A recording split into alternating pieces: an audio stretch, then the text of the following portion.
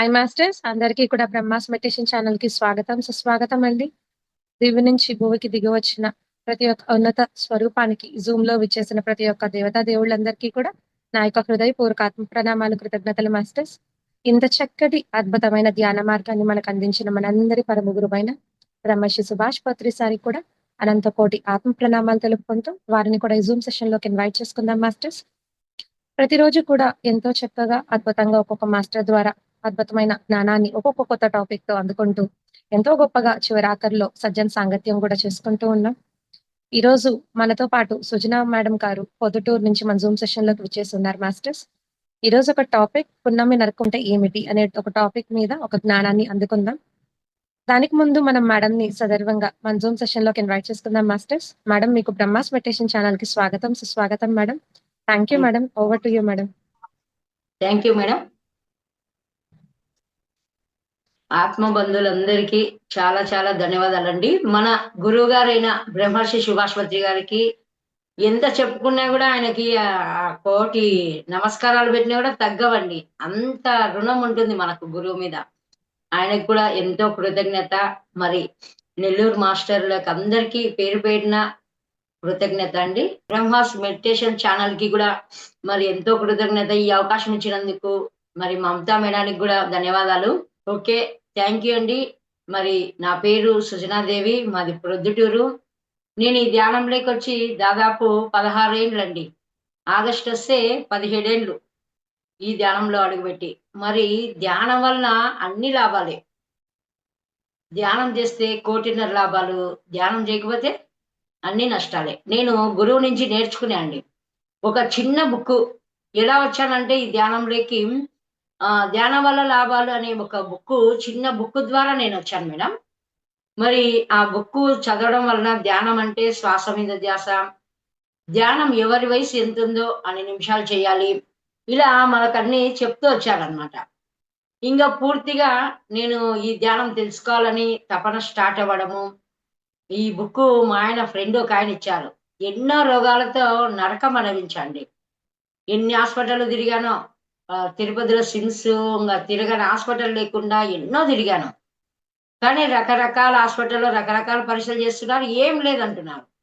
Last final గా నాకు తిరుపతిలో సిమ్స్ హాస్పిటల్లో వెన్నెంక ప్రాబ్లం ఉంది, కాలం స్పర్శ లేదు. ఎక్కడ పడితే అక్కడ పడ్డము. మనిషినేమో బాగా ఇంకా ఉన్నాను, ఏంటి చిన్న వయసు ఏంటి రోగాలేంటి, 20 ఏళ్ల కిందటండి ఈ ప్రాబ్లం. ఎందుకు ఇలా వచ్చింది, నేనేమన్నా టైలరింగ్ చేసేదాన్ని, అందుకే ఈ ప్రాబ్లం ఏమన్నా అయిందేమో కాళ్ళకి నడుముకి అని ప్రాబ్లం అనుకుంటా ఉండేదాన్ని.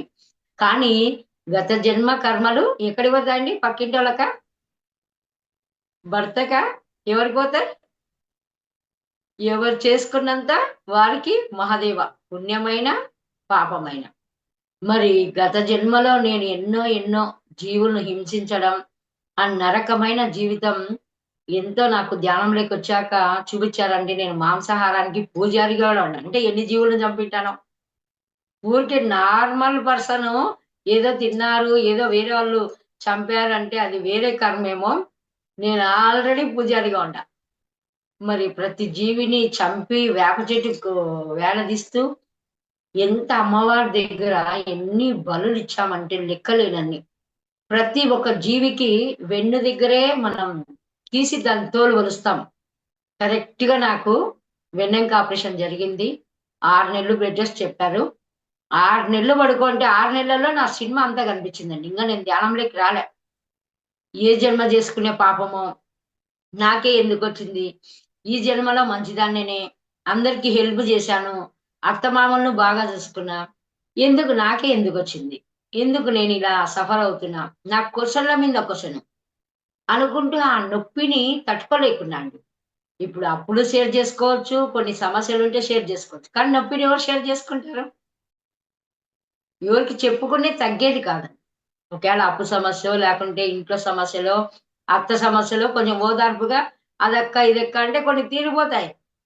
కానీ నా నొప్పి విపరీతమైన నొప్పి అండి. వెన్నెంకకు ఆపరేషన్ అయిపోయింది. ఇట్లా బోల పడుకున్నామంటే లావుండా ఆయాసగా ఉంది. వీపుకు 18 కుట్లు పడ్డాయి. కరెక్ట్ గా బ్లౌజ్ వేసుకునే దగ్గర వెనక ఇంకా నరకం అంటే నరకం. సైడ్ పడుకుంటే విసిరాళ్ళు ఏమన్నా బండలు ఏమన్నా వీపు మీద పెట్టినారా అంత పెయిన్. అప్పుడు వెంకటేశ్వర స్వామి అంటే చాలా ఇష్టం. మరి ఆయనను స్మరించాను. స్వామి ఏంటి కష్టాలు, నష్టాలు, ఈ రోగాలేంటి? ఉమ్మడి ఫ్యామిలీలో నలుగురు కొడుకులు, కోడళ్ళతో అందరితో ఈ ఫ్యామిలీని నడుపుకుంటూ వచ్చినా హ్యాపీగానే ఉన్నాం. మంచితనంగానే ఉన్నాము. అత్తమామలకు సేవలు చేశాం. అందరి కోడల్లో ఈ కోడలే బెస్ట్ అనిపించుకునే అన్నీ బాగున్నాయి. అన్నీ జయించినాం. ఇదేంటి? ఈ నొప్పిని ఎలా జయించాలి? నా బాధ ఎవరు తీసేది? అని వెంకటేశ్వర స్వామికి చెప్పుకుంటున్నా అండి. నాకొక మంచి మార్గం గావాలి. ఇంక ఇదంతా కాదు ఉమ్మడి కుటుంబం, వండడం, పెట్టడం ఇంకా ఎన్నెన్నో చేశాను. సంపాదన కొరకు 10 లైనింగ్ రేకులు కుట్టేదాన్ని. ఎన్ని బ్లౌజులంటే 5కైనా లేసి నా పట్టుదల ఇంగ నేను కుట్టి తీరాల్సిందే. ఎన్నో హ్యాండ్ వర్కులన్నీ నేర్చుకున్నా. పెయింటింగ్ నేర్చుకున్నా. ఏది చూస్తే అది నేను నేర్చుకోవాలా. ఎవరైనా జడలు అల్లకమేస్తున్నా అంటే అవి నేర్చుకునేదాన్ని. ఒక ముగ్గేశారంటే అది నేర్చుకొని ఇంటికొచ్చి ముగ్గేసేదాన్ని. ఆర్టు. చాలా ఇష్టం. పట్టుదల ఉండేది నాకు. అలాంటి నేను అనారోగ్యంలో ఇరక్కపోయినా బాగా ఎవరు నా నొప్పి తీసుకుంటారు? ఎవరు అని నా లోపల నేను మదన పడినా అంటే ఆ నొప్పి భరాయించలేక దీనికన్నా చచ్చేది మేలురా బాబు! ఎన్నో అనుభవించాం మళ్ళీ ఇదేంటి అని బాగా బాధ అనిపించే టైంలో ఆయనను అనుకుంటూ ఉంటే, మా ఆయన ఫ్రెండు ఒకాయన శ్రీనివాస్ రెడ్డి అని ధ్యానం వల్ల లాభాలు ఒక బుక్ ఇచ్చారండి. ధ్యానం చేసుకో అంటే ఈయన కాంట్రాక్ట్ వర్క్ దగ్గర ఉన్నాడప్పుడు. నాకు కుదరదు అది ఇది అంటే, ఇంట్లో అక్క కన్నా ఇపో అంటే నా సంకల్పం స్ట్రాంగ్‌గా ఉంది. నాకేదో ఒక మంచి మార్గం కాదు. ఎన్ని హాస్పిటల్ పోయినా ఈ నొప్పి తీసేయలేకుంటా. టాబ్లెట్‌లు వేసుకోము. ఎలా అని వేసుకున్నా గూడా నొప్పి తగ్గడంలే. మామూలయితది ఆ కాసేపే. ఎలా అని అనుకునే టైంలో ఆ బుక్ అందింది. నాకు ప్రతిసారి ఫోటో చూస్తే సాక్షాత్తు మన వెంకటేశ్వర స్వామి ఎలా ఉంటాడో నాకు ఆ ఆకారంలో కనిపించారు. అంటే మనకిష్టమైన దైవంలో మన గురువు రూపాన్ని చూసుకోగలుగుతాం. గురువలింగంగా మనకి తెలియలే. గుర్తించలేకపోయినాం. గురూజీలంటే ఎట్లుంటారంటే, కాషాయ బట్టలేసుకొని, ఒక ఏదో ఒకలాగా ఉంటారు గదా! ఓహో! గురువంటే అక్కడ భావనతో ఉండం. ఇలా కలర్‌ఫుల్ డ్రెస్‌తో అంత పర్సనాలిటీగా ఉండే గురువని ఎవరనుకుంటారు? కానీ నాకు ఆయన వెంకటేశ్వర స్వామి ఆకారం కనిపిస్తున్నాడు. హైటు, వెయిట్ అదే. ఫేస్ ఒక్కటి వెంకటేశ్వర స్వామి మొహం కనిపిస్తుంది. అమ్మో! ఈయన సామాన్యుడు గాదు. ఈయన ఒక సాక్షాత్తు దైవమే అని పూర్తిగా విశ్వాసంగా ఆ బుక్ తీయడము, చదివినాను. ధ్యానం అంటే శ్వాస మీద ధ్యాస. ఎవరి వయసు ఎంతుందో అన్ని నిమిషాలండి. అలా చేయడం స్టార్ట్ చేసిన. ఇంట్లోనే కూర్చొని వెన్నెముక ఆపరేషన్ బెడ్ రెస్ట్‌లో ఉన్నా గదా! చైర్‌లో అరగంట కూర్చుంటే ఎక్కువ. అలాంటిది సరే అని జెప్పేసి ఎవరి వయసు ఎంతుంటే అంత నిమిషాలని జెప్తే కూర్చున్నాను. 35 నిమిషాలు అట్లా. కూర్చున్న తర్వాత విపరీతమైన పెయిను. బాడీ ఏమో తేలికైపోయింది. పెయినొస్తాంది. ఇదేందిరా బాబు పెయిన్ తగ్గుతది అనుకుంటే పెయిన్ పెరిగిందంటే పెరుగుట విరుగుడు కొరకని మళ్ళీ వేరే వాళ్ళు ఫోను చేస్తే చెప్పినారు. చాలా బావుంది. ఇంకా నేను అలాగే మా అక్కలకు ఆ బుక్కులు పంపించాను. ప్రొద్దుటూరే అత్తగారిల్లు, అమ్మగారిల్లు. ఆ బుక్కుల ధ్యానమే ఒక కేర్ సెంటర్ నడుస్తుంది 60 మందితో.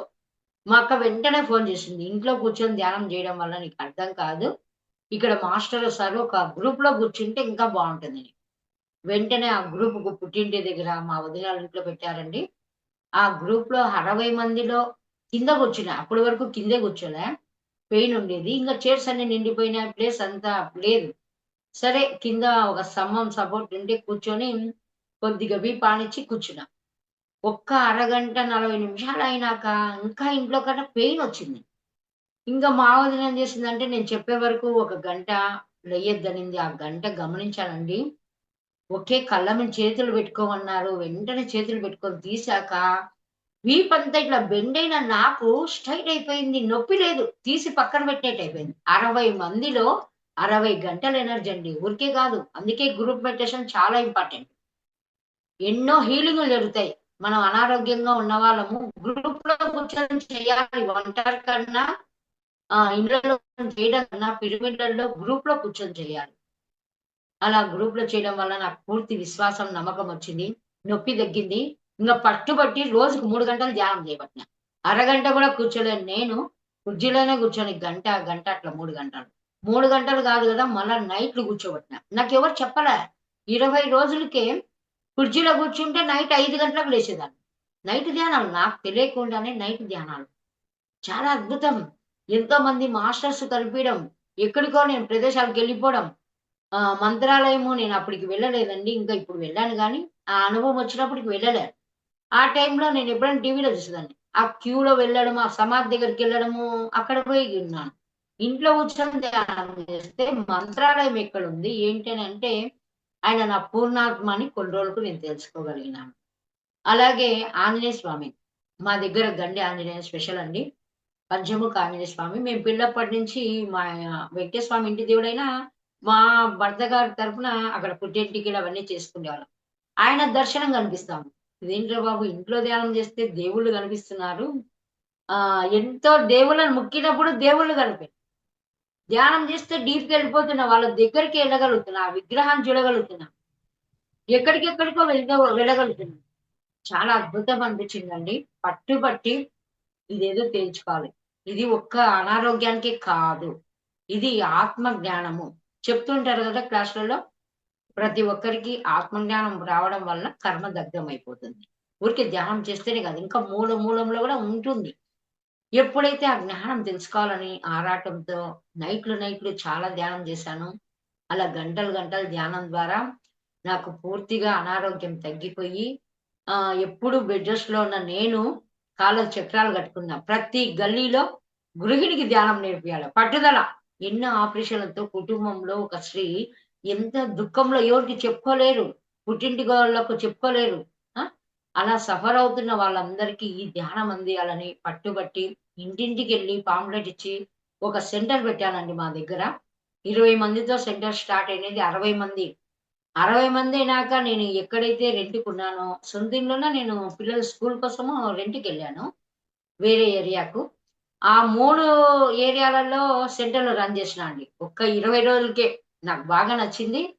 పెట్టాలని పట్టుబట్టి ప్రేమ్‌నాథ్ సార్ రావడము ఫస్టు ఆయన వస్తే 3 సెంటర్‌లు కలిసి అప్పట్లో 16 ఏళ్ళు, 17 ఏళ్ల కింద 200 మందిని నేను స్టార్ట్ చేసిన వాళ్ళు 200 మందొస్తే ఒక ఆనందం. ఒక క్లాస్ చేస్తే కుండలి శక్తి రైజ్ అయిపోయిందండి. ఆశ్చర్యమేసింది. ఇదేంటి? ఒక గంట ధ్యానం చేస్తే ఒక గంట ఎనర్జీ. 60 మందిలో కూర్చొని ధ్యానం చేస్తే ఒక గంట 60 గంటల ఎనర్జీ.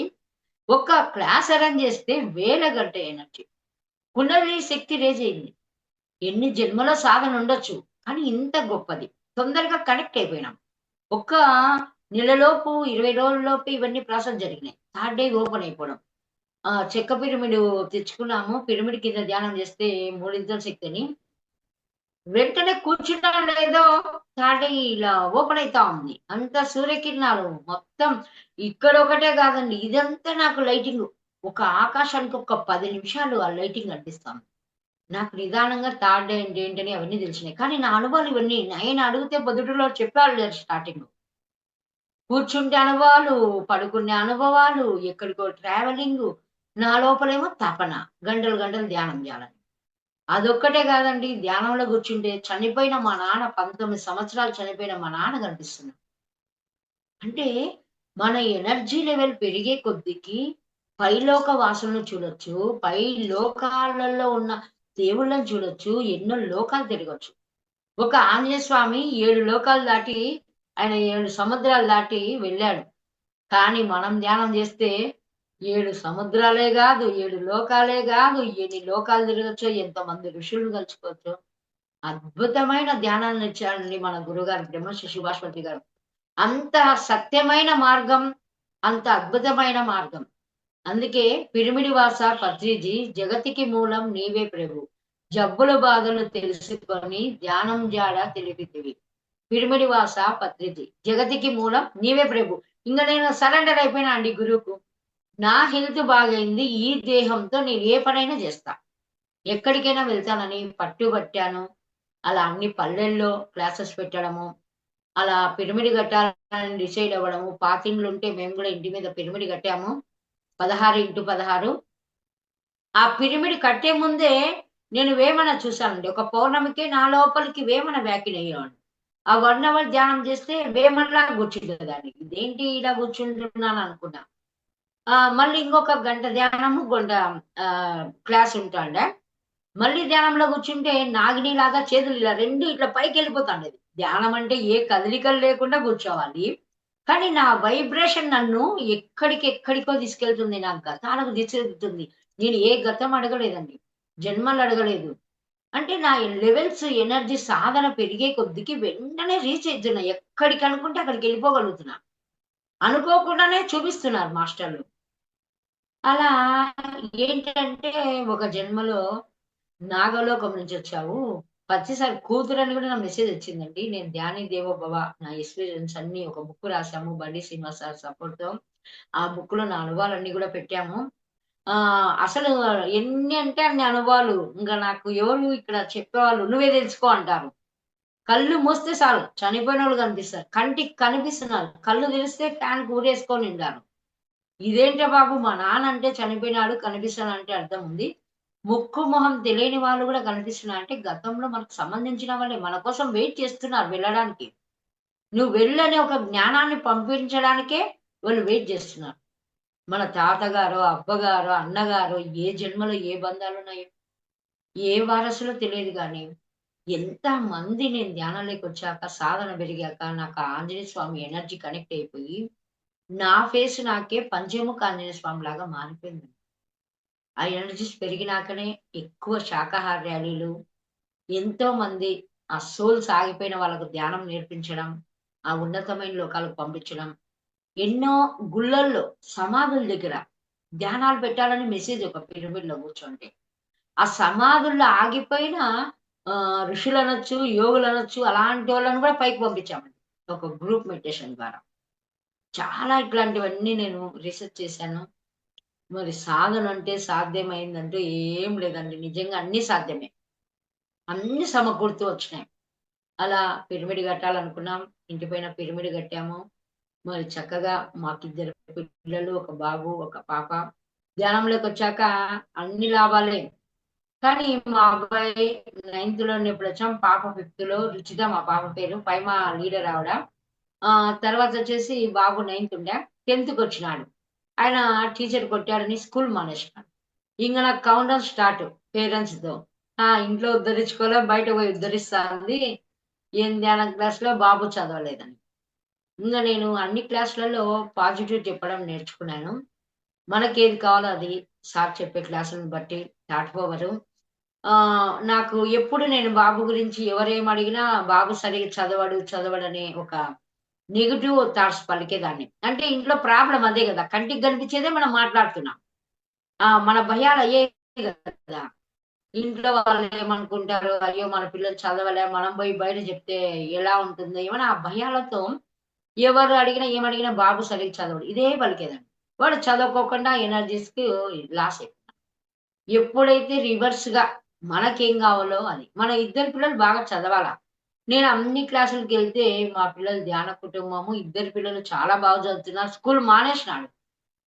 బాగా చదువుతున్నాడని అన్ని క్లాస్‌లలో చెప్తూ వస్తున్నానండి. ఒక క్లాస్‌లో ఆ ఎనర్జీస్ కనెక్ట్ అయిపోయి మా అక్క కూతురు ఫోన్ చేస్తే బాబుకు అరే! 10థ్ గూడా చదవకుంటే వేస్ట్ అంటే వెంటనే బాబు పరీక్షలు రాసి ఇచ్చేయాలని అనుకున్నాను. నేను ఇంటికొచ్చాక అడిగా, "ఏ నాన్న నువ్వు ఇన్ని రోజులు ఎంత చెప్పినా పేరెంట్స్ బాధపడి చెప్పినా వినలే ఏంటంటే" అమ్మ ఇట్లని. అప్పుడు నా సంకల్పం ఫలించింది. మన పాజిటివ్ తరంగాలు అన్నిటికి ఉపయోగపడతాయి. ఊరికేం పెట్టలే మనం. కన్న పేగనేది చాలా వేదన ఉంటుంది గదా! ఆ తపన, ఆ బాధ ఒక మంచి మార్గంలో అనుకోవడం గవర్నమెంట్ చూడండి తిరిగేవాడు. ఒక తల్లి జ్ఞాని అయితే ఆ పిల్లల జీవితం చెప్పబడుతుంది. మరి మా బాబు చక్కగా ఈరోజు హైదరాబాద్‌లో 9 సంవత్సరాలయింది. 19 సంవత్సరాలకే జాబొచ్చింది. మిదాని కంపెనీలో జాబ్ చేస్తున్నాడు. పాప గూడా బీటెక్ అయిపోయి బెంగుళూరులో జాబ్ చేస్తుంది. మరి ఎన్ని లాభాలో చూడండి. మరి ధ్యానం చేస్తుంటే ఇన్ని లాభాలు. మరి ప్రతి కుటుంబంలో ఈ లాభాలు పొందాలి. నాకు పల్లెలే గాకుండా, పట్టణాలే గాకుండా ఏ రాష్ట్రాలకైనా శాకాహారాలు అంటే వెళ్ళిపోతాను. ఫోన్ కాల్ వచ్చిందంటే వెళ్ళిపోతాను. అలా అన్ని జిల్లాలలో, ఊర్లల్లో వెళ్ళడము, మళ్ళీ పిరమిడ్ పార్టీలో పొద్దుటూరులో ఎమ్మెల్యేగా పాల్గొనడము, చిత్తూరు డిస్ట్రిక్కు మన కడప జిల్లా ఉన్నింది. ఎంపీగా గూడా పోటీ చేశాను. మరి ధ్యానం చేస్తుంటే ఎన్నో మెసేజ్‌లు. మాతృదేవో భవ, పితృదేవో భవ, ఆచార్య దేవోభవ, అతిథి దేవోభవ. చూడండి, తల్లి గర్భం మోస్తే 9 నెలలు. మరి ఈ ఆధ్యాత్మికంగా తల్లి ఎవరు అని అంటే భూమాత అని వచ్చింది. 9 నెలల మోసిన తల్లికే రుణం తెచ్చుకుంటున్నాం. మరి ఆధ్యాత్మికంగా తల్లి ఎవరు అంటే భూమాత. అంటే ఎన్ని జన్మల నుంచి తల్లి మోస్తుంది. ఒక మానవ జన్మే కాదు, రాయి దగ్గర నుంచి, చెట్ల దగ్గర నుంచి, పక్షుల దగ్గర నుంచి, జంతువులు, మానవులు కూడా ఉత్తమోత్తములుగా తయారయ్యే వరకు, జ్ఞాని సంపూర్ణంగా పరిపూర్ణంగా అయ్యే వరకు భూమాత మోస్తున్నాయి. మరి ఆ భూమికి ఏమిచ్చి రుణం తెచ్చుకుంటాం? అసలు భూమి మీదకి ఎందుకు మనం జన్మలెత్తుతున్నాం అని అనిపించేది అనమాట నాకు. అట్లా మరి ఆ తల్లికి రుణం తెచ్చుకోవాలి అని ఎన్నో జన్మల్లో తల్లిదండ్రులు పుడుతున్నారు, చచ్చిపోతున్నారు. వాళ్ళందరికీ ఎలా రుణం తెచ్చుకుంటాం? బతికినప్పుడు సేవలు చేశామో లేదో తెలియదు, ఎలా చూసుకున్నామో తెలియదు. కానీ చనిపోయినాకైనా ఎన్నో జన్మల్లో ఉన్నా కూడా ఆ తల్లిదండ్రులకు కూడా రుణం తీర్చుకోవచ్చు, భూమాత కూడా రుణం తీర్చుకోవచ్చు. ఈ భూమి మీద ఎంతో మంది మిత్రత్వం చేసే ఉంటాం, వాళ్ళందరూ మన గ్రూప్ సోల్స్, వాళ్ళందరికీ కూడా రుణం తెచ్చుకోవచ్చు. ఎలా ఏంటి అని శోధిస్తే అప్పుడు మా నాన్న చనిపోయినాడు కదండి. అలా ఆత్మపరంగా వాళ్ళు పైకి వెళ్ళిపోలేక బంధాలతో, ఫ్రెండ్షిప్ తో రకరకాల గ్రూప్ సోల్స్ ఆగిపోయినాయి. నేను ఎన్నో ఉన్నత జన్మలు ఎత్తా, నా తోటి జన్మలు ఎన్నో మంది ఆగిపోయినారు. నేను కొన్ని ఊళ్ళలో చూసుకోగలిగిన వాళ్ళు జన్మలు ఎత్తలేకుండా. ఏంటని అంటే అప్పుడు ఆగిపోయిన మా నాన్నమ్మ, మా నాన్న నాకు తెలియకుండా చాలా మంది ధ్యానంలో కనిపిస్తున్నారు. అరే వీళ్ళు చనిపోయిన వాళ్ళ, బతికిన వాళ్ళ, కొత్త వాళ్ళని కనుక్కోలేదు కదా, క్వశ్చన్ వేసుకునేదాన్ని. చనిపోయిన వాళ్ళు సోల్స్ గా ఆగిపోయినారు. అసలు ఎక్కడ ఉండారు వీళ్ళు, ఏ లోకంలో ఉండారు, ఎందుకు ఇలా వాళ్ళు జన్మలు ఎత్తలేదు? మరి శరీరంతో అంటే జన్మ ఉన్నట్లు, శరీరం పైన కాంతివంతంగా సాధన ఎక్కువ ఉండి పై లోకాల్లో ఉంటే ఒక ఎనర్జీతో ఉన్నట్టు. మరి అటు ఇటు కాకుండా ఏ లోకాల్లో ఉన్నారు ఏంటని క్వశ్చన్ చేసుకుంటే పున్నామి నరకంలో ఉన్నారు. చెప్తారు కదా, ఒక కొడుకు పుడితే వంశోధారకుడు జన్మ పుట్టడం వలన తలకోరి పెడితే పున్నామి నరకం నుంచి విడుదల అయినట్లని చాలా మంది చెప్పేవాళ్ళు పూర్వీకులు. ఒక వారసుడు కావాలమ్మా, కొడుకే కావాలా, బిడ్డొద్దు, కొడుకే వస్తేనే ఆ తలకొరి పెడితే పున్నామి నరకం విడుదల. కానీ ప్రాపంచికంగా అలా చెప్పుకున్నామే కానీ ఆధ్యాత్మికంగా ఇక్కడ కొడుకు కాదండి, ఒక ఆత్మకు జన్మ ఇవ్వడం వల్ల తరతరాలు కొంతమంది పిల్లలు ఉండరు. ఆ తరంలో ఒక్క యోగి ఉంటే చాలు, ఆ తరంలో వాళ్ళందరినీ విముక్తులు చేయొచ్చు, పున్నామి నరకం నుంచి విడుదల చేయొచ్చు అనే జ్ఞానం నాకు ఈ పిరమిడ్ ధ్యానం ద్వారా వచ్చిందండి. ఒక్కసారి పిరమిడ్ ధ్యానానికి మళ్ళీ గట్టిగా ధన్యవాదాలు చెప్పుకోవాలి. ఆషామాషికైన ధ్యానం కాదు మంది, ఆ పీజీ సబ్జెక్ట్ మంది, ఊరికే కాదు, అంత గొప్పది ఈ పిరమిడ్ ధ్యానం. పిఎస్ఎస్ఎం, అందుకే సార్ ఎప్పుడు పిఎస్ఎస్ఎం మూమెంట్ అంటుంటాడు, మూవ్ అవుతూనే ఉండాలి. ఎంత నాలెడ్జ్, అసలు ఏమి తెలియదు. నేను చదువుకుంది 10th క్లాసే, ఎన్ని పదాలకు అర్థాలు తెలిసేదంటే లేదు అర్థం, ఏ బుక్ లో లేదు నాకు తెలిసి, ఎవరో పెద్దవాళ్ళు మాట్లాడుకునేవాళ్ళు. దానికి ఎంత క్లియర్ గా నాకు మెసేజ్ ఇచ్చారు చూడండి. ఒక మధ్య లోకంలో ఆగిపోయి పైలోకాలు పోలేక, కింద జన్మలు తీసుకోలేక, వేరే దేహంలో వాళ్ళు రాలేక ఆగిపోయిన ఆత్మలు పున్నామి నరకంలో ఉన్నారు. అందరికి చాలా మందికి పున్నామి నరకం అంటే ఏంటని డౌట్. అందుకే అందరూ ఆ జ్ఞానాన్ని గమనించుకోండి.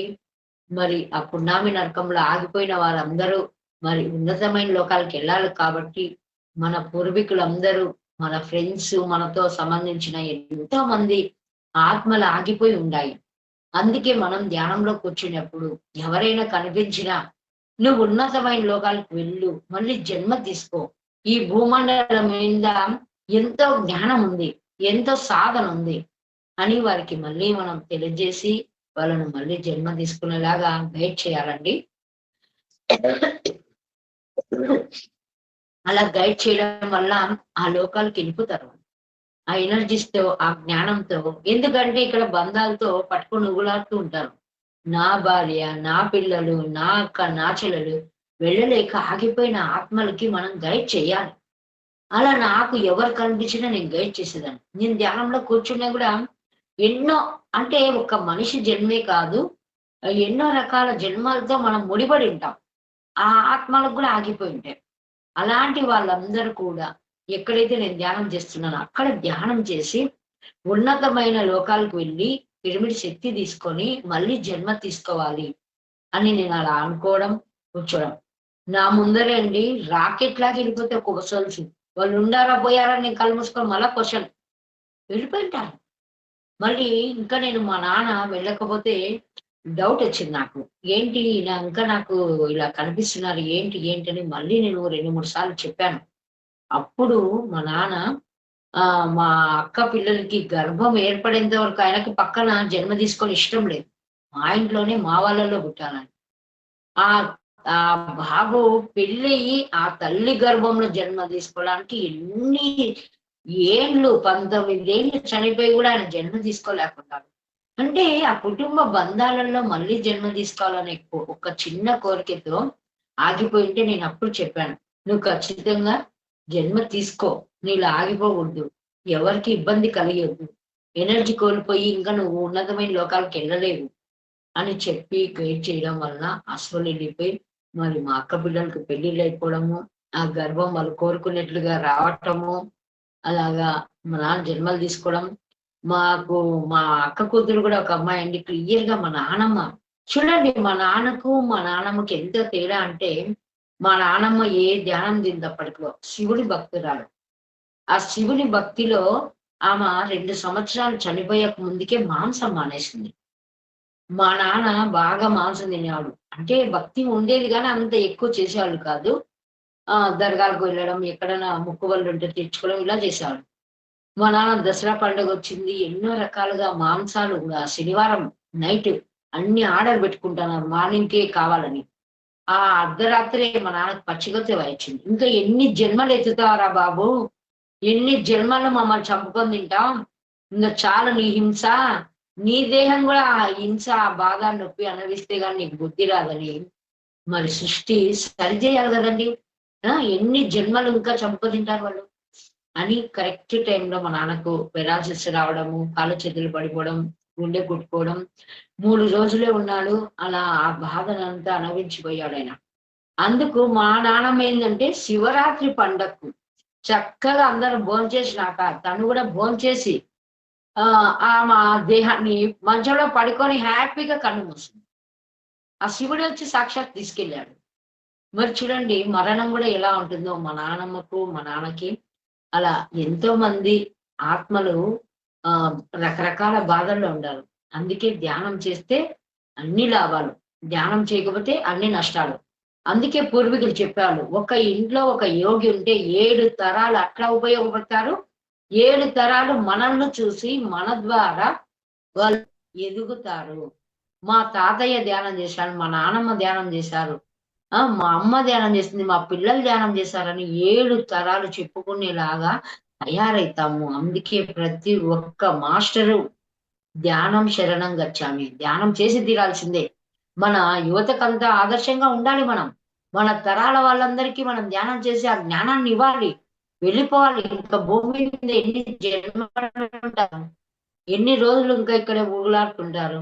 ప్రేతాత్మలుగా తయారు కాకముందుకే వాళ్ళని పంపించాలి. మన ధర్మం అది. అందుకే ఒక్క 5 నిమిషాలు ధ్యానంలో కూర్చో.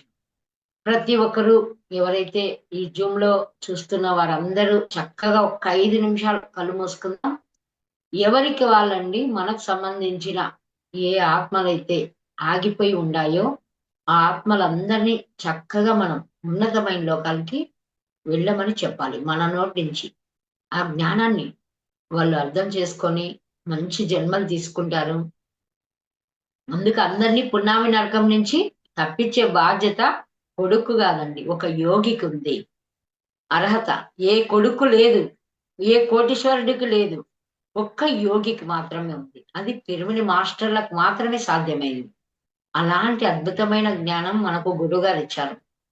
అందుకు ప్రతి ఒక్కరు దయచేసి ఒక్క 5 నిమిషాలు ఈ జన్మలో కానీ, వేరే జన్మల్లో కానీ ఎవరైనా మన ఆత్మకు సంబంధించిన వారు ఆగిపోయి ఉంటే, ఇకనైనా ఉన్నతమైన లోకాలకు వెళ్ళవలసిందిగా ఆర్డర్ ఏస్తున్నాం. ఒక పిరమిడ్ మాస్టర్ ఆర్డర్ వేయాలి. ఇంక వెళ్ళిపో. ఇంక నీ సమయం లేదు నీకిక్కడ. మళ్ళీ జన్మ తీసుకొని గైడ్ చేయాలి వాళ్ళం. ఇక్కడ బంధాలు కదా అని ఏడుస్తూ నువ్వు లేకుంటే నేను ఉండలేననే భ్రమంలో బతకొద్దండి. ఆ సోల్స్ ఆగిపోవడం వలన చర్మ వ్యాధులు వస్తున్నాయి. మనల్ని టచ్ చేయాలని చూస్తూ ఉంటారు వాళ్ళు. ధ్యానం మనం చేయకముందుకు.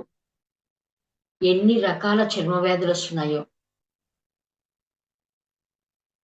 వీటికి అన్నిటికీ అలాంటి ఎన్నో మూలమైన ఆత్మలు ఆగిపోవడం వల్లనే.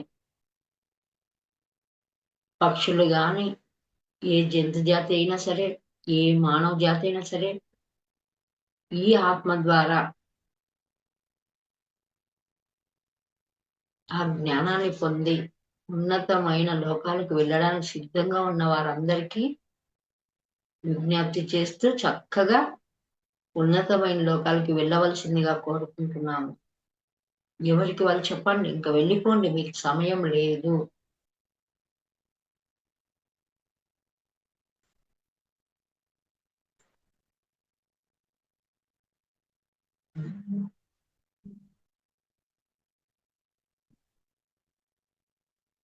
Okay masters. మళ్ళీ మనం చక్కగా ఇలా ఇంట్లో కూర్చొని ధ్యానం చేసేటప్పుడైనా కూడా ఇలా అనుకోండి.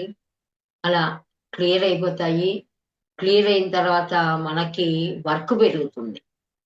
మనం ఏం చేయాలి? ఎలా చేయాలి? ఎలా నడవాలి? ఎలా మాట్లాడాలి? ఎందుకు జన్మ తీసుకున్నాము? అని పూర్తిగా తెలుసుకోగలుగుతాం. మరి నాకెన్నో మెసేజ్‌లు, నా బుక్‌లో అన్ని అనుభవాలు రాశాము. ధ్యాని దేవోభవ. అంటే ధ్యానం చేస్తే ఇంగా డిక్లేర్ చేసినట్టు. ఇప్పుడు దేవుడు ఎక్కడెక్కడో వెతికాం. అమ్మలో ఉండాడు, నాన్నలో ఉండాడు, చదువుకున్న గురువులో ఉండాడు, అతిథిలో ఉండాడు. కానీ బయట వెతుకుతా వచ్చాం. ఎప్పుడైతే మనం ధ్యానం చేస్తామో మనమే ధ్యాని. ధ్యాని దేవోభవ, మాతృదేవోభవ, పితృదేవోభవ, ఆచార్య దేవోభవ, అతిథి దేవోభవ, ధ్యాని దేవోభవ. అంటే మనమే ధ్యానులం. మనమే దేవుళ్ళము. ఎవరైతే ధ్యానం చేస్తారో వాళ్ళు దేవుళ్ళని 10 సార్లు బల్లగుద్ది చెప్పాడండి. జడ్జి ఎట్లా తీర్పిస్తాడో, ఎవరైతే ధ్యానం చేస్తారో వాళ్ళు దేవుళ్ళు. ధ్యానం చేయకపోతే దయ్యాలని చెప్పినాడాయన. భూపతిరాజు పాటలో చెప్పాడు. ధ్యానం చేయకపోతే దయ్యాలురా బాబు, నువ్వు ఇంకా మానవ స్థితిలో లేవు. ఆ సోల్స్ కనెక్ట్‌లో ఉండవు. నువ్వు ఇరుక్కబడుతున్నావు, దుఃఖంలో ఉంటున్నావు. నీకు జ్ఞానం లేదు. ఇంకా చీకటి జీవితాలు గడుపుతున్నావు అని చెప్తూనే ఉండారు.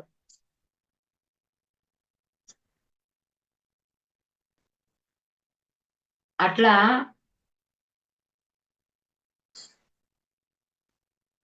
చెప్తున్నారు. మరి అందుకు ఖచ్చితంగా మనందరం ఏం చేయాలంటే ధ్యానం చేసి తీరాల్సిందే.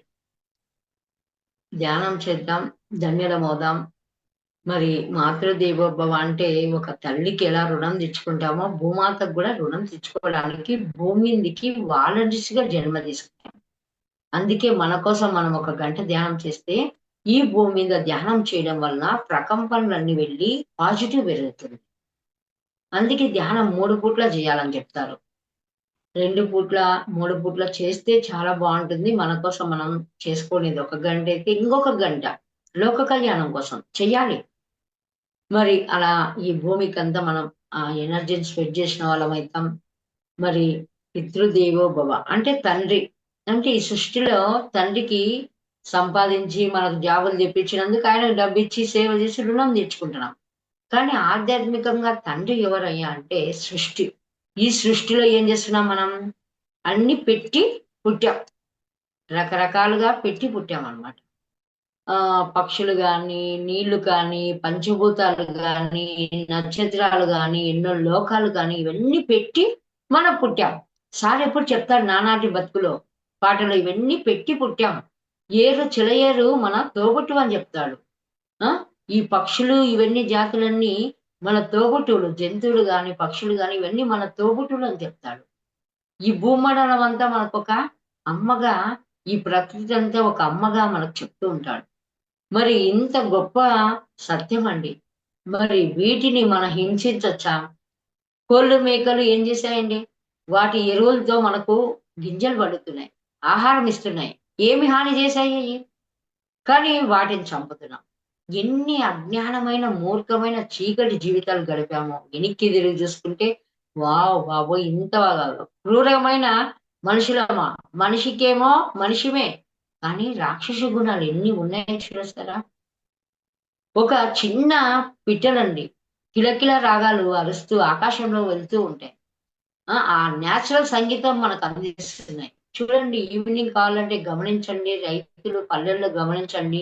ఆ కిలకిలా రాగాలు మనం అలసిపోయి, సొలసిపోయి అట్లా వచ్చి నడుములో వాలిస్తే ఆ శబ్దాలు వింటే లోపల తెలియని ఆనందం. అంటే ఒక నేచురల్ సంగీతం. మరి అలాంటి సంగీతాన్ని అందించే ఆ పిట్టలను చంపుతున్నాం. ఆ! కోళ్ళు మేకలను చంపుతున్నాం. గేదెలు పాలిస్తున్నాయి. ఎన్ని రుచికరమైన ఆహారం తింటున్నామండి. ఎన్ని స్వీట్లు, ఎన్ని రకాల కానీ అవి ఒట్టిపోయినాయని జెప్పేసి చంపేస్తున్నాం. భయంకరంగా దాన్ని ఎన్నో రకాల హింసిస్తున్నాం. మరి చూడండి ఎంత ఘోరంగా జేస్తున్నామో. మరి అందుకే ఆ సృష్టిలో ఒక్కటే అన్ని జీవులు కోరుకుండేది. హింస మానుకోండి. చెట్లను హింస మానుకోవాలి. అనవసరంగా చెట్లను నరకకూడదు. అనవసరంగా మనకు అవన్నీ అవసరం లేదు. కోళ్ళు, మేకలు చంపకూడదు. దానికి తానుగా మరణమొస్తే చనిపోవాలే కానీ ఎవ్వరు చంపేకి హక్కు లేని. ఇప్పుడు మన పెద్దవాళ్ళని ఎవరైనా చంపుతున్నారండి? ముసలోళ్ళయిపోయినారు, పనికిరారని ఏమైనా చంపుతున్నారా? మంచంలో వాడి నరకం వాడు అనుభవించినాక చనిపోవాల్సిందే. వాడి శ్వాస ఆగిపోతేనే చనిపోయినట్లు. ఎవ్వరైనా ముసలోళ్ళయిపోయినారు చంపారా? ఎవరైనా మంచంలో అనుభవించలేక ఏమన్నా చంపారా? చంపలేం. ఎందుకంటే పాపం. మన తల్లిదండ్రులను చంపితే పాపము, కోళ్ళను మేకలు చంపితే బలులిస్తే పుణ్యమా? ఒక్కసారి గుండెల మీద చేసుకోవాలండి. ఎన్ని తెలిసి తెలియని పాపాలు చేస్తున్నాం. మన అమ్మ నాన్నను మంచంలో పడి పోనీలే వాళ్ళ సావు వాళ్ళ జావని పని మనుషులను పెట్టైనా శ్వాస వదిలేంత వరకు బతకనించడానికి స్వేచ్ఛ ఇస్తున్నాం. అదే కోళ్ళను, మేకలను, జీవులను అవి ఆడుతూ పాడుతూ తిరుగుతాయి. మంచాన కూడా పడలే. దానిలో బతుకులు అయి బతుకుతున్నాయి. మన మీద కూడా ఆధారపడలేదు. నాకు గింజలు పెట్టండి, తిండి పెట్టండి. ఆడవాళ్ళైనా బతుకుతున్నాయి. మనం పెంచుకుంటున్నాం కాబట్టి మన దగ్గర ఉంటున్నాయి కానీ, అవి ఎక్కడైనా బతకగలుగుతాయి. మనల్ని ఏమన్నా అడుగుతున్నాయా? ఆకలైతేనే అన్నం పెట్టండి, గింజలు వేయని. అలాంటి జీవులను ఎంత క్రూరంగా చంపుతున్నామంటే, భయంకరంగా చంపుతున్నామండి. అందుకే ప్రతి ఒక్కరు దయచేసి తెలుసుకోవాలి. ఆ మూగజీవులను కాపాడాలే కానీ హింసించకూడదు. తనకు తానుగా మరణమొచ్చి చనిపోతాయి. సునామీ వస్తుంది ఎక్కువైతే సృష్టిలో. అందరూ అబ్బా! కోళ్ళు, మేకలు పెరిగిపోవా జనాభాతో పాటి అంటే సునామీ వస్తది. మనుషులు ఎట్లా కొట్టుకుపోయినారో కోళ్ళు, మేకలు కూడా ఎక్కువైతే చనిపోతారు అంతే. సృష్టికి అన్నీ తెలుసు ధర్మాలు. బ్యాలెన్స్ చేసుకుంటాది. కానీ తెలివి మానవుడు అబ్బా! జనాలతో పాటు కోళ్ళు, మేకలు పెరిగిపోతే క్వెషన్‌లు మళ్ళా. ఇది తినకపోతే ఎట్లా? అరే బాబు! ముందుంది ముసళ్ళ పండగ. పెద్దోళ్ళు ఊరికే పెట్టలే సామర్థ్యం. ముందుంది ముసళ్ళ పండగ. అంటే ఈ జన్మలో చేసుకునే పాపము మళ్ళీ జన్మలో అయినా అనుభవించి తీరాల్సిందే. ముందుందంటే ముందు జన్మలున్నాయి ఇంకా మనం. నీ పాపం ఎక్కడికి చెరిగిపోదు. నీ పుణ్యం ఎక్కడికి చెరిగిపోదు. ఖచ్చితంగా అనుభవించి తీరాల్సిందే. అదైనా మనం ధ్యానం చేస్తున్నాం కాబట్టి ఎన్నో చేసిన జన్మల కర్మలు గోటితో పోతున్నాయండి. గొడ్డలితో పోవాల్సినటివి. నాకు ఒక చిన్న కాలుకి ఒక ఇబ్బందయింది. కాలుకి షుగర్ లాగా అటాక్ అయ్యి కొంచెం బోన్ ఇబ్బందయింది. ఆ వేలు తీసేయాలన్నారు. ఇంత గంటలు ధ్యానాలు చేసి, ఇన్ని శాకాహారాలు చేసి, ఇన్ని జీవులను కాపాడతా నా కాలుకేంది నేను ఎప్పటికి 16 ఏళ్ల నుంచి మందు బిళ్ళలు తిన్నాను. ఏ చిన్నదొచ్చినా తినేదాన్ని గాదు. లేయర్స్ అన్నీ ఆనలాగా వచ్చి ఊడిపోయినాయి. అంతా టేక్ ఈజీగా తీసుకున్నాను. అది డస్ట్ వలనో ఏమైందో కొంచెం చీమబట్టినయితే ఆ వేలు బోన్‌కు గ్యాప్ వచ్చింది తీయాలని డాక్టర్లు. చెకప్ లాస్ట్‌లో అది న్యూటన్ డాక్టర్ వాళ్ళు చెప్తే "నువ్వు వెళ్ళమ్మా పెయిన్ ఉంది. జ్వరం వచ్చింది దాని దెబ్బకి. చెకప్ జేయించుకో. ఊరికే నువ్వేం తీసుకోవద్దని" చెప్పింటే వెళ్ళాను. అక్కడికి పోతే 10 రోజులు టాబ్లెట్ ఇచ్చారు. కానీ టాబ్లెట్‌లు పక్కనేసి గంటలు ధ్యానమే. కానీ మళ్ళీ పోతే కూడా వాళ్ళు అది గ్యాప్ వచ్చిందని స్కానింగ్ చేసి చెప్పారండి. అప్పుడు ధ్యానంలో కూర్చొని ఏడ్చుకుంటా ఏంట్రా బాబు! ఇంకా ఏంటి? ఇంకా ఎక్కడున్నాం? ఇంకా ఎంత సాధన అవసరం? ఇంకా ఎన్ని హింస చేసినాం? ఏం జరిగింది అని చూస్తే గతంలోకెళ్ళిపోయినానండి. ఇంగ పూర్తిగా అప్పుడు జీవులను ఖచ్చితంగా మనం కాపాడాలి. మనం ధర్మము, సృష్టికి రుణం తీర్చుకోవాలి. ఈ సృష్టిలో ఎన్నో ఆనందాలు పొందుతున్నాం. ఎన్నో భోగాలు పొందుతున్నాం. మానవుడు పెట్టి పుట్టాడు. నరుడు నారాయణుగా తయారు కావడానికి అవకాశాలు ఈ భూమండలం ఇచ్చింది.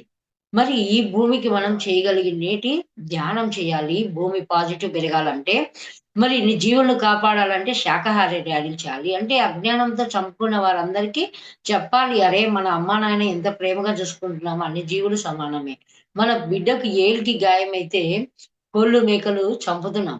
ఒక్క ఏలుకి గాయమైతే విలవిల్లాడిపోతున్నాం. మరి ఇవంతా చేస్తున్నామని ఒక్కసారి వాళ్ళకి అవేర్‌నెస్ చేసి, వాళ్ళని మోటివేషన్ చేస్తూ, ప్రతి ఊర్లో తెలియజేయాలని మరి ఎన్నో ఎన్నో శాకాహార్యాలు చేస్తూ వస్తున్నాం. అదే అండి మనం సృష్టికి రుణం తెచ్చుకోవాలంటే హింసను మానేయాలి. చెట్లను గాని, అనవసరంగా మాటలతో ఎదుటి వ్యక్తులను హింసించకూడదు. అవనేది నాకు ఆ మెసేజొచ్చింది. మరి ఆచార్య దేవో భవ. ఆచార్యుడంటే ఎవరండి? ఆచరించేవాడు ఆచార్యుడు. ఇప్పుడు మనం ఏమనుకుంటామంటే ఒక స్వామీజీ వస్తే ధనమో, ధాన్యమో ఇచ్చి ఆయనకు రుణం తీర్చుకుంటాం ప్రాపంచికంగా. మరి ఆధ్యాత్మికంగా ఎవరయ్యా అంటే ఆచరించేవాడే ఆచార్యుడు. అవునా కదా! ఆచరించాలి. మన గురువు చూడండి ధ్యానం నేర్చుకొని తను 3.5 సంవత్సరం కఠోరంగా ధ్యానం జేసి, పిరమిడ్ రీసెర్చ్ జేసి ఎంత ఆచరించాడు. వాళ్ళ బామర్ది అనుభవాలు ఎన్నో పొంది, భార్యకు ధ్యానం అందించి, ఆమె గంటలు గంటలు సాధన జేసి అన్ని అనుభవాలే గురువుకు. ఆయన అనుభవంతో, ఆచరణతో దాని లాభాలన్నీ రిసర్చ్ చేసి, పిరమిడ్ శక్తి అంటే ఏంటి? ఒక టమాటా పిరమిడ్‌లో పెడితే ఎంత అద్భుతంగా ఉంటుంది. ఒక బ్లేడు పిరమిడ్‌లో పెడితే ఎన్ని రకాల ఎన్ని సంవత్సరాలైనా ఉంటుంది. ఎన్ని రిసర్చ్ చేశాడండి గురువు లెక్కలేనన్ని. అందుకు ఆయన ఆచరించాడు కాబట్టి ఆచార్యుడు. ఈరోజు కోట్ల మందికి మనకు ఆచార్యుడైనాడు, గురువైనాడు. అవునా కాదా? కానీ ఇంకా మనకొక రహస్యం చెప్పాడు. మన శ్వాసే మన గురువు. ఎవరయ్యా గురువంటే మన శ్వాసే. అందుకే విద్యార్థి ఎక్కడుండాలా? గురువు దగ్గరుండాల. ఇప్పుడు మనం ఈ భూమండలం మీద విద్యార్థులం. ఇప్పుడు స్కూల్‌లో విద్యార్థి ఎవరితో ఎక్కువుంటుందండి? పేరెంట్స్‌తోనా? స్కూల్‌లోనా? జ్ఞానం నేర్చుకోవాలంటే పొద్దున 6 నుంచి అన్ని సెక్షన్‌లుంటాయని జెప్పేసి స్కూలుకి పంపిస్తున్నా. అంటే ఒక విద్యార్థి ఒక గురువు దగ్గర ఉండడం వలన జ్ఞానం పొందుతుంది. మనం కూడా మన శ్వాసే మన గురువు కాబట్టి, మనం కూడా ప్రాపంచికంగా చూసుకుంటూ కూడా, మళ్ళీ మనం గంటలు, గంటలు మన గురువుతో మనం ఉండాలి. మనతో మనం ఉండాలి. మన శ్వాసతో మనం ఉండాలి. మన అంతర్ముఖ ప్రయాణం చేయాలి. మన గురువుతో ఎప్పుడైతే మనం స్నేహం చేస్తామో, అద్భుతమైన జ్ఞానం పొందుతాం. ఇప్పుడు ఒక టీచర్‌తో ఎన్నో డౌట్‌లు, ఎన్నో రకాలుగా క్వెషన్ ఆన్సర్స్ ఎన్నో మనం గురువు నుంచి నేర్చుకుంటున్నాం. అందుకే ఇక్కడ ఈ పాఠాలు చదువుతున్నాం. ఆ లోపలికెళ్ళడం వలన ఆ జ్ఞానాన్ని, ఆ పాఠాలు మనం అందుకోగలుగుతాం. అందుకే ధ్యానం తప్పనిసరి. ధ్యానం చేయాలా వద్దా? అందరూ ధ్యానానికి అర్హులేండి చెయ్యాలి. మరి ఎవరి వయసు ఎంతుందో అన్ని నిమిషాలు ధ్యానం చేయాలి. ధ్యానం వల్లనే ఇన్ని లాభాలుండాయి. అందుకే ఆచరించిన వాడు ఆచార్యుడు. చూడండి నేను ధ్యానంలోకొచ్చినప్పుడు ఒక పేషెంట్‌గా ఉన్నా. ఈరోజు ఒక మాస్టర్‌నయినాను. ఎందుకంటే ఆచరించాను. ఆచరించిన వాడే ఆచార్యుడు. నేను ధ్యానంలోకొచ్చి ఒకే ఒక నెలలో అన్నీ క్లియర్ చేసుకొని క్లాసులు చెప్పడానికెళ్ళా. ఏందబ్బా! సుజనం 3 సంవత్సరాలు బెడ్ రెస్ట్‌లో ఉండే, ఒక పేషెంట్‌గా ఉండే, ఈరోజు ధ్యానం చెప్పడానికొచ్చిందంట. మా గల్లీలో వాళ్ళే మమ్మల్నే ఆశ్చర్యపోయినారు. తను మంచం ఖాళీ చేసింది. ఇంగ అందరికీ ధ్యానం క్లాసులు చెప్పనబోతుందని. అంటే ఒక్క నెలలో మనలో ఎన్ని మార్పులు చూడండి. ఆచరించాలి. ఏవో చెప్పడం వదిలిపెట్టడం కాదు. అలా చెప్పడం వలన నేను ఎన్నో తెలుసుకుంటూ, నేర్చుకుంటూ, ఆచరిస్తూ నేనేదైతే బాగుపడ్డానో అందరికీ అవే చెప్తూ వచ్చాను. నా దగ్గర ఏ బుక్కులు ఇంకా నేనేవో బుక్కు పండిత జ్ఞానం ఏం చెప్పలే. నా అనుభవాలే ఏ చదువుకుంటే ఏ, బి చదువుకుంటే బి, డి చదువుకుంటే డి. అవే చెప్తా వచ్చా. అలా నాలో ఎన్నో మార్పులు రావడము, మరి ఆచారుడంటే ఆచరించాలి. అందుకే ఈరోజు నేను ఆచరించాను గాబట్టి ఈరోజు మనం ఉన్నాం. అందుకే ఒక గురువుకు ఏమిష్టమంటే ఒక తండ్రి ఉంటాడండి. బిడ్డ 10థ్ క్లాస్ చదువుతారు. పాస్ అయితారు. కానీ ఆ బిడ్డ ప్రయోజకుడైనప్పుడే ఎంతో ఆనందం. అవునా కాదా? ఇప్పుడు కూడా మన గురువుకు ధ్యానం చేయడం ఆనందమే. కానీ ఇంకా మాస్టర్‌గా తయారైతే ఇంకా ఆనందం. అందుకే గురువెప్పుడు my dear masters, my dear masters అనే సంబోధిస్తాడు. ఎప్పుడైనా 10థ్ క్లాస్ విద్యార్థిలాగా ఎప్పుడు సంబోధించడు. విద్యార్థి అన్నాడు అసలాయన. ఎప్పుడు మాస్టర్. అంటే గురువు లక్ష్యం గోల్ ఎలా ఉంటదో చూడండి. అందరూ మాస్టర్‌లాగా ఎదగాలి. అందరూ మాస్టర్‌లుగా ఉండాలి అని ఆయన ఎప్పుడు సంబోధించాడు. మరి దేవుళ్ళని చెప్తున్నాడు. My dear masters, my dear God's, my dear co creators. అంటే నీకేం కావాలో నువ్వు క్రియేషన్ చేసుకో. అంతే కదా! ప్రేమ సార్ గాని, ఇంకొకరు గాని ఎవరని చెప్పినా ఇదే. ఏం సార్ క్రియేషన్ అంటే ఏందంటే ఆయన క్లియర్‌గా చెప్పాడు. అమ్మ ఇడ్లీ కావాలి అంటే ముందు రోజే ప్రిపేర్ కావాలా వద్దా? ఇడ్లీ పిండి తయారు చేసుకుంటే పొద్దున ఇడ్లీ తింటాం. అదే క్రియేషను. అదే మనం ప్రిపేర్ కావాలి. నీకేం కావాలో ప్రిపేర్ కా. నువ్వు ఏ గోల్ మీదొచ్చావు భూమి మీదకి? నువ్వు ఏం చేయాలనుకుంటున్నావు? ఏ వర్క్ వెళ్ళాలనుకుంటున్నావు? అవన్నీ నువ్వు క్రియేషన్ చేసుకో. అప్పుడే నువ్వు కో క్రియేటర్‌వు అవుతావు. నువ్వొక గాడ్. నువ్వు దేవుడివి. నువ్వు ఇంట్లో కూర్చోకూడదు. దేవుడెక్కడ? రథంలో దిగుతారు పండగలో. అవునా కాదా? నేనోసారి ప్రేమనాథ్ సార్‌ని అడిగినా. "ఏం సార్ నేను ధ్యానంలో కూర్చో" అంటే చుట్టూ ఒక గుడి చుట్టూ రథం తిరుగుతాను సార్ అన్నా. "ఆ రథంలో ఎవరుండారో చూసుకో" అన్నాడు. నేనే ఉన్నా. ఇంకేంటి అసలు మనమంతా పిల్లప్పుడంతా దేవుళ్ళను రథంలో ఊరేగేదే చూసినాం గానీ, మనల్ని మనం ఎప్పుడు చూసుకోలే. కానీ ఒక ధ్యానం చేస్తే గుడి చుట్టూ రథం తిరుగుతోంది. నాకు అంత చూసుకునే జ్ఞానం అప్పట్లో లేదు కాబట్టి దేవుడనే భ్రమలో ఉంటాం గదా! సార్‌కి చెప్పినాం. అంటే "ఆ రథంలో ఎవరుండారో చూసుకో" అంటే అప్పుడు నా ఫేస్ నేనే కనిపిస్తున్నా. అంటే ఒక దేవుడు. ఈ దేవుడేం జేయాలి? మరి పండగలంటే దేవుడు ఊరేగింపు జరుగుతుంది. ఎంత మందికో దర్శనం ఇవ్వడం వలన ఆ కంటితో ఆ ఆనందాన్ని, ఆ రూపాన్ని చూడడం వలన కంటి జబ్బులు పోయినాయి. స్కిన్ ప్రాబ్లమ్స్ పోయినాయి. దేవుడనే భ్రమతో అక్కడ విగ్రహమే ఆ మనసుతో చూడడం వలన ఎన్నో రకాల రోగాలను పోగొట్టుకున్నారండి. ఆ తేజస్సుకు, ఆ అలంకరణకు చాలామంది. మరి ఒక మానవుడు బయటికెళ్ళి ఆ కళ్ళల్లో పవరు, ఆ మనిషి తేజస్సుతోనే ఎంతోమంది జబ్బులు పోతాయి. వాళ్ళ కర్మ కాలిపోతది. చెప్తే ఇవన్నీ ఏంటా అనిపిస్తుంది. టెక్టిజిగానే ఉంటుంది. కానీ సార్ చెప్పాడు మాకొకప్పుడు. దేవుళ్ళగా మనము బయటికెళ్ళి దర్శనమివ్వాలి. ఐ యామ్ గాడ్ మనం.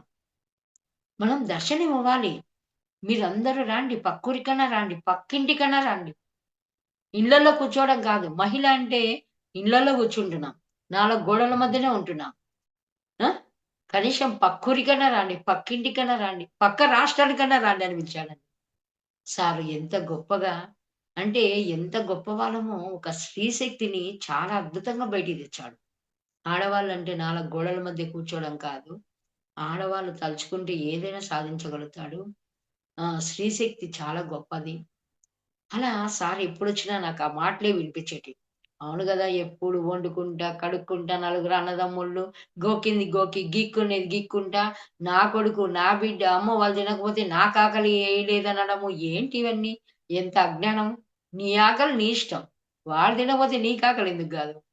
ఎన్ని మూర్ఖమైన పనులు జేశామంటే, నా బిడ్డ చూడకోకుంటే నేను ఆపరేషన్ పోనని మారం జేశా. నాకప్పుడు ధ్యానం తెలియనప్పుడు. వాళ్ళక్కడ అన్నీ రెడీ చేసుకున్నారు. ఆపరేషన్‌కు ధ్యానం జరక్క ముందుకు వెన్నెముక ఆపరేషన్ అప్పుడు. నా కొడుకు, నా బిడ్డొస్తేనే నేను థియేటర్‌లోకెళ్తా లేకుంటే వెళ్ళనని మోడేసానండి. ఎంత అజ్ఞానం చూడండి. నా నొప్పేమన్నా తీసుకున్నారా? కానీ ఆ భ్రమ ఉంటుంది గాబట్టి ఆ పిల్లల్ని చూసాక నేను పోయినా ఆపరేషన్ అయితే అయింది. ఇలాంటి ఎన్నో అజ్ఞానంతో నా అని ఇరక్కపోయి ఉండాం కానీ, మనం బయటికొస్తే అంత నా అనే మనకు తెలియలే. మనము మన ఇంట్లో 4 గోడల మధ్య నలుగురిని కుటుంబం అనుకుంటున్నాం. కానీ ఈ ప్రపంచమంతా మన కుటుంబం. ఎప్పుడు మా పాప అనేది ఫిఫ్త్‌లోనే బాగా ఎంకరేజ్ చేసేది పాప. ధ్యానంలోకొచ్చింది కాబట్టి ప్రతిసారి మీద కూడా 3 పాటలు రాసింది. మా మళ్ళా అక్కడ క్లాస్‌కి టైం అయితది. "నువ్వెళ్ళు నేను గిన్నెలు కడుగు." అట్లా నేను ఓసారి ప్రతిసారి చెప్పాను సార్ పాప చాలా సపోర్ట్ చేసేది. ఇట్లా పంపించేసారంటే, "నువ్వేంటి అమ్మ ఆమె అమ్మ" అన్నాడు. ఇంకా కొంచెం ఏజ్ పెరిగే కొద్దికి పిల్లలు అమ్మతో ఉండాలని ఆశపడతారు గదా! ఇంటర్, డిగ్రీ టైంలో కొన్ని అమ్మకు చెప్పుకోవాలని.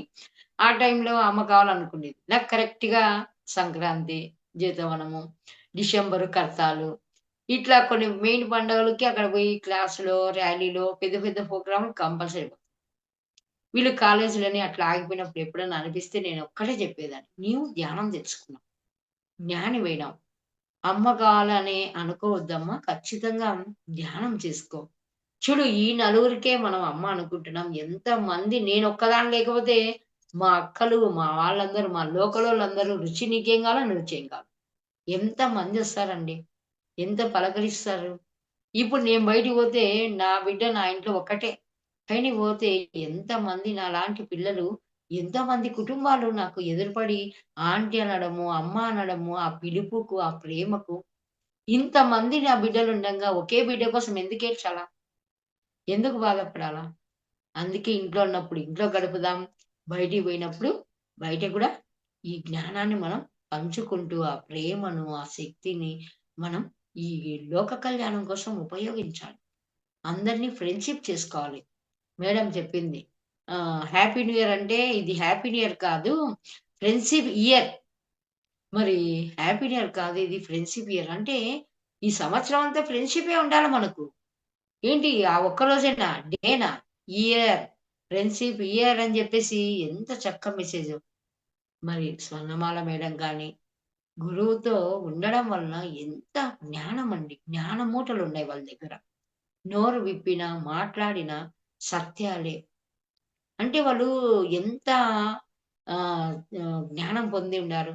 మరి మనం కూడా ఈ సాధన వలన ఎంతో జ్ఞానాన్ని పొందుతాం.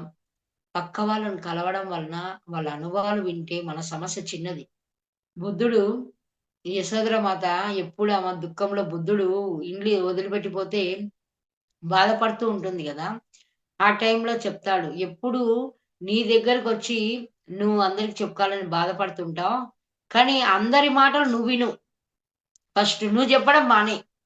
ఎప్పుడు నాకా కష్టము, నీ కష్టము లేకుంటే ఇలా అలా అని ఏవో చెప్పుకుంటావు గదా!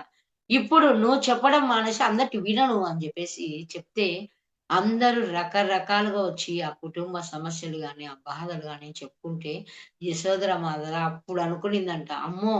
నేను ఎన్నో రెట్లు మేలు, ఎన్నో రెట్లు అదృష్టవంతురాలిని. బయట ప్రపంచం ఇన్ని కష్టాలతో ఉందా? ఇన్ని రకాల సమస్యలతో ఉందని ఆ యశోధర మాత తెలుసుకున్నట్లు, మనం మన 4 గోడల మధ్య ఉంటే మనకు గూడా కష్టాలే అనిపిస్తాయండి. అందుకే ప్రతి ఒక్కరు ధ్యానం చేయండి. మరి ప్రక్కింటికెళ్ళండి, పక్క ఊరికెళ్ళండి, నెల్లూరుకి గూడా రండి అందరూ. Thank you madam. Thank you. ఈ అవకాశం ఇచ్చినందుకు మరి మీ అందరికీ పేరు పేరున ధన్యవాదాలు. గురువుకు చాలా ధన్యవాదాలు. అందుకే ఆచార్య దేవో భవ అంటే ఆచరించిన వాడే. అతిథి దేవో భవ అంటే అతిథి అంటే ఆత్మ అండి. ఇదొక్కటి చిన్న మెసేజ్. అతిథి అంటే ఆత్మ. నేను అనుకున్న అతిథి అంటే బంధువులు గదా! వచ్చి పెడితే 4 రకాలు వండి పెట్టి రుచి తీర్చుకుంటాం. రుణం. మరి ఇక్కడ అతిథి అంటే ఎవరంటే ఆత్మ అనొచ్చింది. ఇప్పుడు నాలో ఆత్మ ఉంది, నీలో ఆత్మ ఉంది, నీలో ఆత్మ ఉంది. ఈ అతిథికి ఏం వండి పెట్టాలా? గుమగుమలు వండి పెట్టాలనా? ఏ గుమగుమలు అవసరం లేదు. మన నోట మాటే గుమగుమలు. గుత్తొంకాయ రుచిగా ఉన్నట్టు, ఇంత అనుభవాలు చెప్తుంటే రుచిగా ఉండాయా లేవా? ఇవే గుమగుమలండి. అందుకే మనం ఎప్పుడైతే మన మాటల్ని వాళ్ళకి ఆత్మ స్వరూపులకి ఎవరైతే మనకన్నా ఇంగా చిన్న క్లాస్‌లో ఉన్నవారికి ఆ జ్ఞానాన్ని బోధించడం వలన వాళ్ళకెంతో రుచిస్తుంది. ఎంతో ఆనందపడతారు. ఆత్మానందం. ఈ పైన ఆనందము 3 గంటల్లో జీర్ణమైపోతది. ఇది జన్మ జన్మల ఆనందం. ఈ గుమగుమలు గావాలండి. అందుకే మేడం మమతా మేడం చక్కగా ఈ గుమగుమల కోసం ఒక ఛానల్ పెట్టి, చక్కగా ఎంతో మందికి జ్ఞానాన్ని అందించినందుకు మమతా మేడానికి, వారి టీమ్‌కు, నెల్లూరు మాస్టర్‌లకు చాలా చాలా ధన్యవాదాలు. Thank you madam. Thank you. Thank you. Thank you so much madam. చాలా చక్కగా మీ యొక్క అనుభవాల్ని పంచుకున్నారు. అలానే లాస్ట్‌లో ఆచరించిన వాడే ఆచార్యుడు. అంటే ఒక ఆచార్యుడు అంటే ఒక ఆత్మజ్ఞానిగా అవ్వాలి అనంటే, ఏ జ్ఞానాన్నయితే మనం వింటున్నామో, దాంతో పాటు మన అంతరంగంలో ప్రయాణం చేస్తూ లోపలుండే జ్ఞానాన్ని కూడా వెలికి తీసి, దాన్ని ఆచరించి ఒక యోగితత్వాన్ని మనం పొందగలుగుతామని, అలానే యెస్. మాతృత్వం గురించి అంటే ఒక తల్లికి జన్మించినప్పుడు ఒక బిడ్డ వాళ్ళని తల్లి యొక్క బాగోగులు, తండ్రి యొక్క బాగోగులు తీసుకొని, ఆ కర్తవ్య పాలన చేసుకుంటూ వాళ్ళని సుఖపెట్టాలి ఒక ఉద్యోగంలో వచ్చిన తర్వాత అనేది ఎలా అనుకుంటారో, అలానే మనం భూమి మీద భూమి అనే ఒక పాఠశాల మీద జన్మ తీసుకున్నందుకు ఎప్పుడు మన వంతుగా భూమాతకి ఎప్పుడు మనం ఒక సహాయం అనేది ఎప్పుడు చేస్తూనే ఉండాలి. యెస్ అలానే మేడం. దాంతో పాటు మీరు చేసిన ఒక ధ్యాన సాధన, దాంట్లోకి ధ్యానంలోకి వచ్చింది ఒక వెంకటేశ్వర స్వామిని కోరుకుంటే వెంకటేశ్వర స్వామి రూపంలో మీకు సార్ కనిపించడం జరిగింది. దాంతో పాటు మీకు వెన్నెముకది ఏదైతే నొప్పిగా ఉన్నిందో, ఆ 6 మంత్స్ ఉన్నప్పుడు 30 అవర్స్ అట్లా కూర్చొని ధ్యానం చేయడము.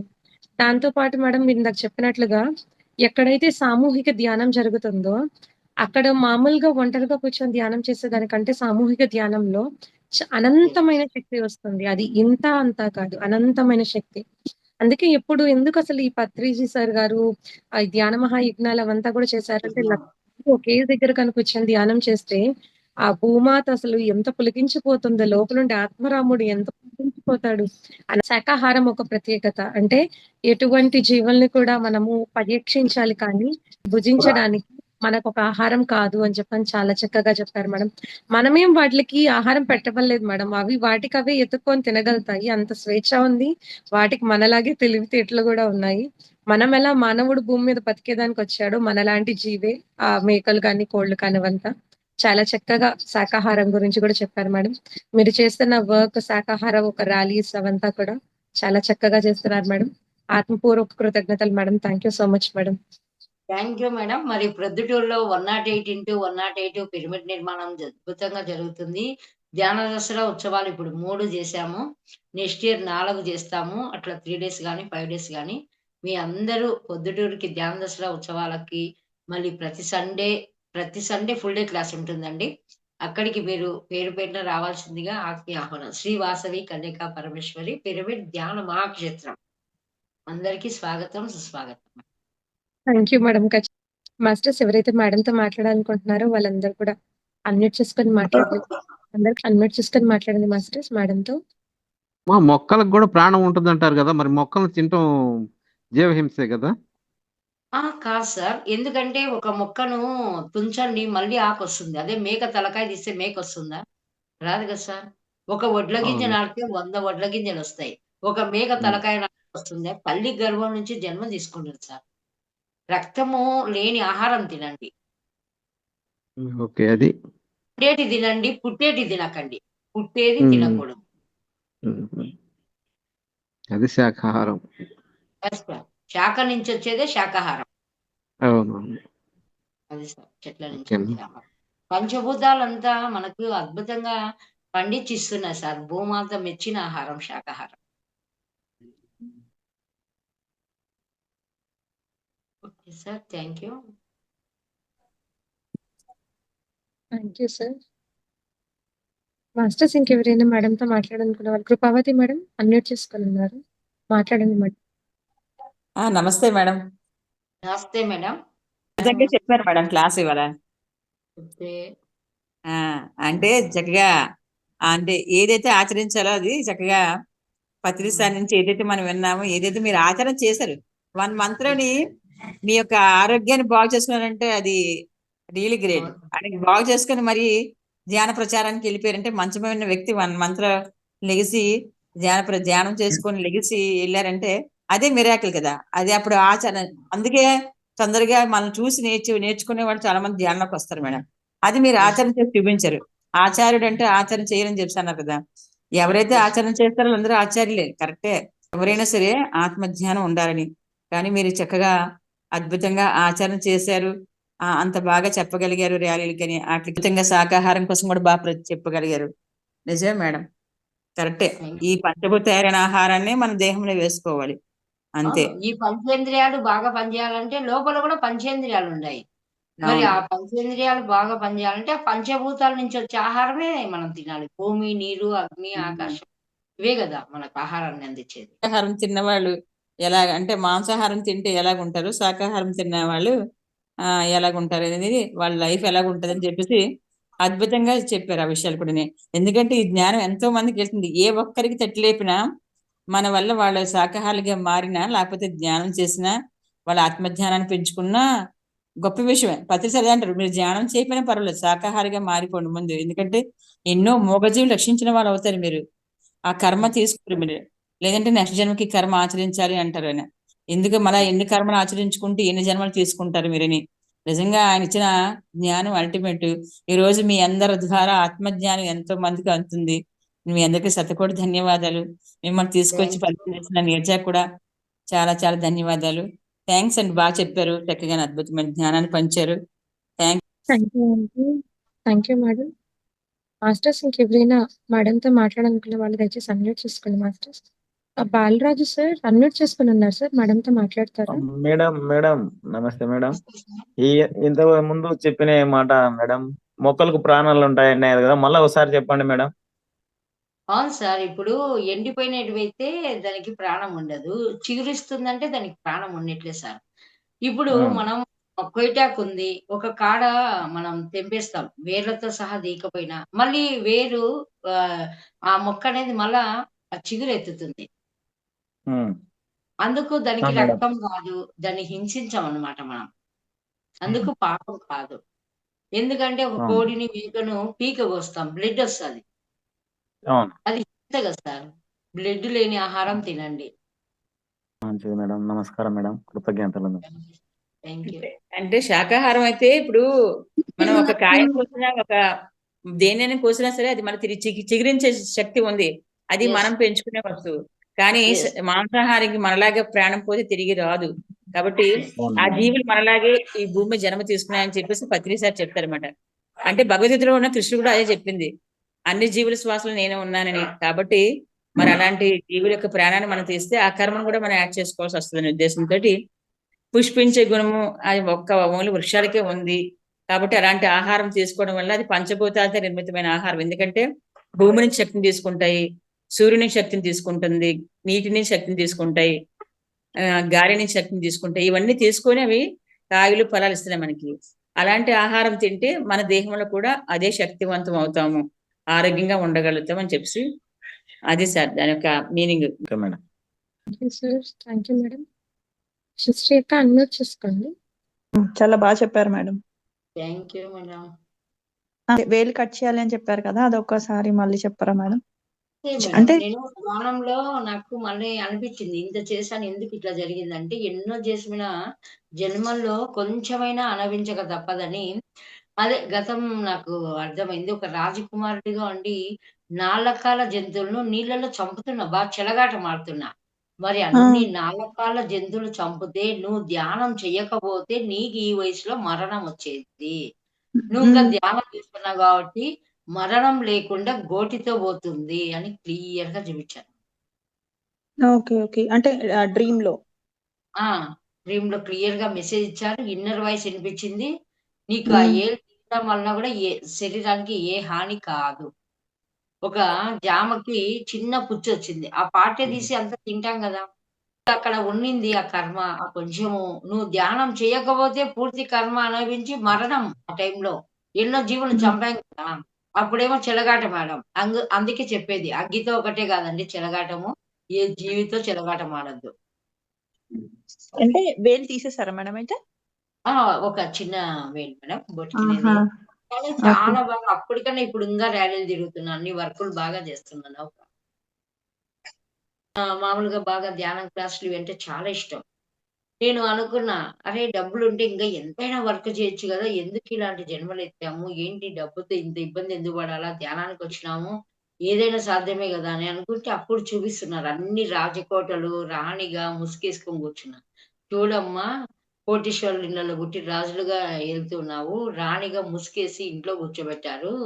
ఒక మధ్యతరగతి కుటుంబంలో నీ ఎంపిక, నువ్వే సెలెక్ట్ చేసుకొనొచ్చి నువ్వెందుకు బాధపడుతున్నావు?